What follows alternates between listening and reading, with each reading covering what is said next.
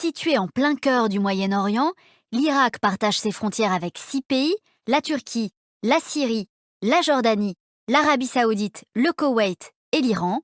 Ces 435 000 km² s'étendent ainsi à la croisée des mondes arabophones à l'ouest et au sud, turcophones au nord et iraniens à l'est, le kurde parlé dans le nord du pays appartenant à la famille des langues dites indo-iraniennes. La quasi-totalité des 39 millions d'Irakiens se regroupent dans les plaines irriguées et dans les vallées montagneuses, formant une véritable mosaïque de peuples sur un territoire exigu. 80% de la population parle arabe, mais 18% environ parlent kurde, et l'Irak compte de nombreuses communautés d'origine turque, sémitique ou indo-européenne. Et puis ces différences linguistiques recoupent aussi, et peut-être surtout, des différences religieuses.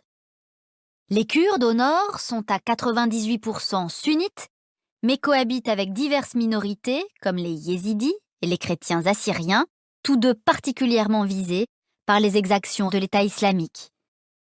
Parmi les populations arabes, 60% se réclament du chiisme ou de ses différentes branches. Les chiites sont principalement présents au sud-est du pays et à Bagdad, alors que les 30% d'Arabes sunnites, eux, sont principalement regroupés au nord-ouest. Le renversement de Saddam Hussein en 2003 par les États-Unis et leurs alliés ouvre une décennie de guerre civile et de chaos en Irak, qui voit les sunnites perdre progressivement leur influence au profit des chiites. Cette marginalisation des sunnites explique en partie le succès fulgurant 10 ans plus tard d'un mouvement extrémiste mais d'obédience sunnite, l'État islamique. Depuis leur fief syrien de Raqqa, les djihadistes de Daesh progressent d'abord vers l'ouest en Syrie, puis vers l'est en Irak, où ils conquièrent rapidement la province d'Al-Anbar à dominante sunnite, avant de s'emparer de Mossoul, la deuxième ville du pays, en juin 2014.